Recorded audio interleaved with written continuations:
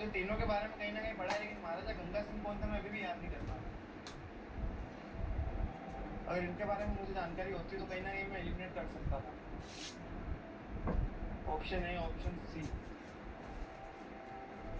वो दिन भी हमने देखे हैं जब उसको उधार लेके क्लास में आना पड़ता था, तब लगता था कि ना इस जिंदगी में आए क्यों है, अगर नहीं आते तो ही बढ़िया रहता।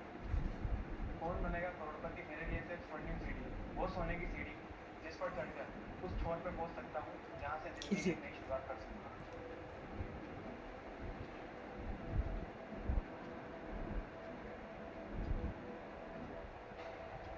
मेरे पास ऑप्शन 3 और डबल डिप में केवल मैं दो ही चूज कर सकता हूँ। रिस्क ले या ना ले, मैं क्विट ही करूँगा सर।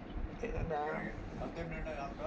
खूब ভালো হয়েছে উইট করছে খুব ভালো হয়েছে मन उधर ही जा रहा है। হেরা গেলে 3,20,000 টাকা 3,20,000 টাকা পাইতেন है तो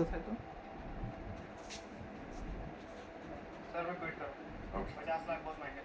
अंतिम निर्णय ले लिया है विमल सिंह जी ने और এখন ওইটা আরেকটা ওইটাও कर सके विमल सर का 50 लाख रुपए जीते हैं।